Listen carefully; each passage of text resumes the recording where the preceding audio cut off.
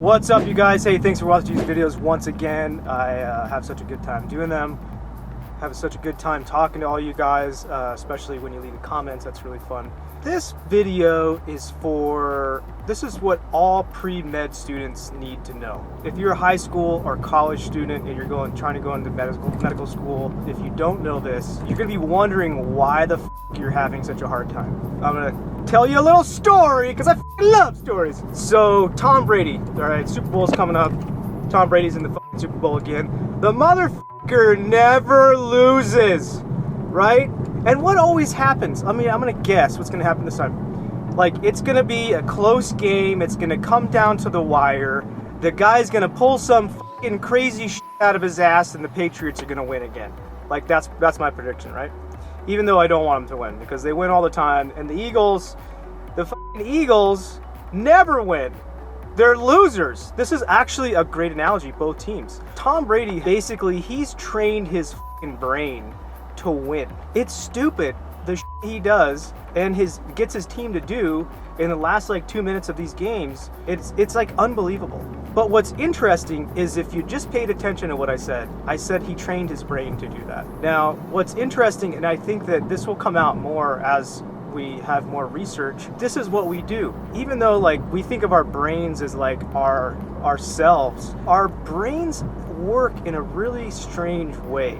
Once you tell it to do something like repetitively, once it gets that down, it's like, oh, this is what I need to do. It's like, I'm gonna make that happen, okay, in the future. And sometimes we want to not do whatever we told it to do, but we can't. Smoking, that's a great example. Coffee, that's a good example. These are habits that we ingrain, and then our brain will force us to do that by cravings or however it needs to kind of figure out how we can get from point A to point B. One other example is when I was on the island. I don't know if you guys know, I was on this TV show where we're on this island in Panama for 28 days with no food or water, limited supplies, all that stuff. It was a TV show, but it's kind of a game. It's not really a game, like nobody won anything. So because there was no prize, almost everybody on that show, they tried to figure out how to get off of that island because it sucked, right? We didn't eat anything. We ate like 100 calories a day on average, sometimes sometimes less, for 28 days, and it sucked bad. And when you do that, the problem is that you don't have any energy, and like after 4 or 5 days you have no energy, you're a zombie. You know, for me, my brain started calculating, if I go out and try and get food, and the last few times I've tried this, the last week or 2 weeks I've tried this, I haven't got enough food to give myself enough calories to actually go out and walk all day. My brain was like, I think it's better just to lay here. I started to see how people starve to death because they just decide, it's, you know, your brain is trying to tell you like it's better to just lay here, right? Your brain really is trying to get you out of these situations. And there was a couple other guys on the island too, and they did similar things. They had reasons that they wanted to leave, and they struggled with it, and they were like, you know, one guy was like, that's it, I'm gonna leave. And I really think that was the way that people got out of that situation. Your brain was just figuring something out, okay? Now let me relate this back to medicine.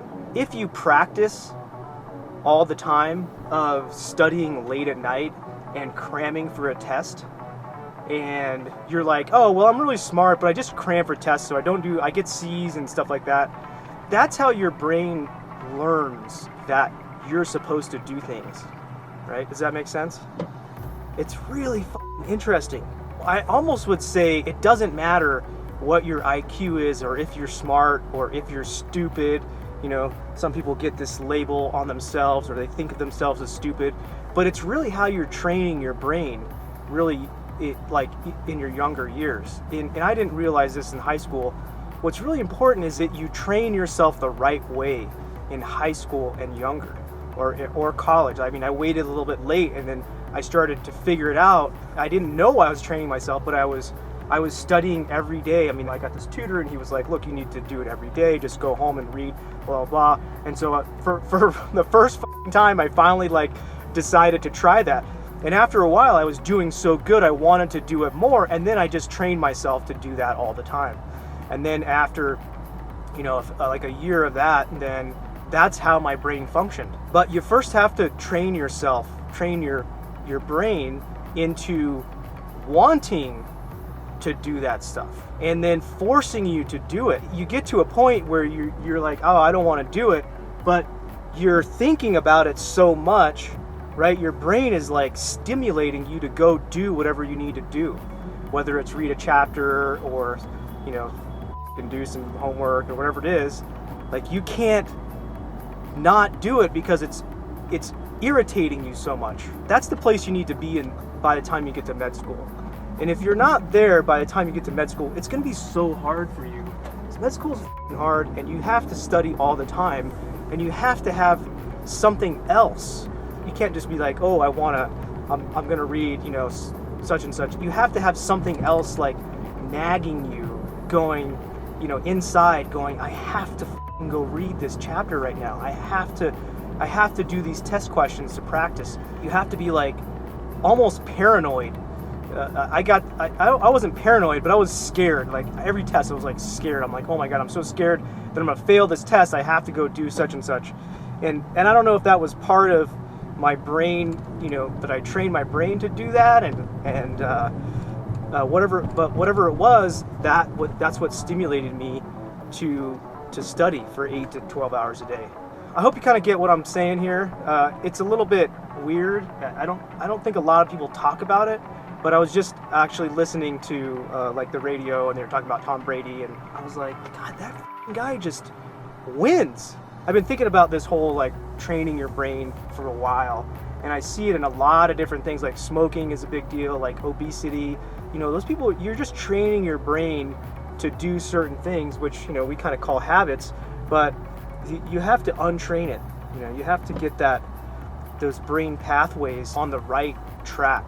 If you don't, it's like you're fighting an uphill battle. So anyway, I think this was a good video. I don't really know. Sometimes I can't tell. I'm not sure which ones are good or not. I mean, they're way better than Dr. Mike's, but anyway.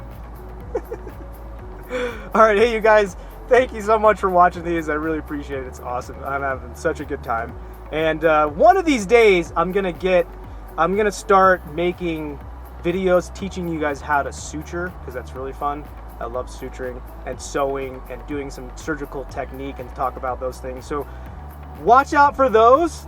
And then also, I'm gonna start teaching you about like just general surgery topics. So if you have a general surgery topic like gallbladder, appendix, small bowel obstruction, diverticulitis, reflux, abscess, perianal abscesses, I'm gonna start doing those things, and I want to break them down into small little videos, like 3 minutes, because if you're in med school or residency, you're super busy and you don't have time to do this shit. So I'm gonna not ramble in those so much, and I'm gonna just get to the point, tell you the important things. Write in the comments below, first of all, do you get the brain pathway thingy? Do you understand that? And then second, what is the general surgery topic you want to learn about? Thank you guys for watching these videos again. Subscribe, don't forget to subscribe, and like and share and comment and all that stuff. All right, see ya.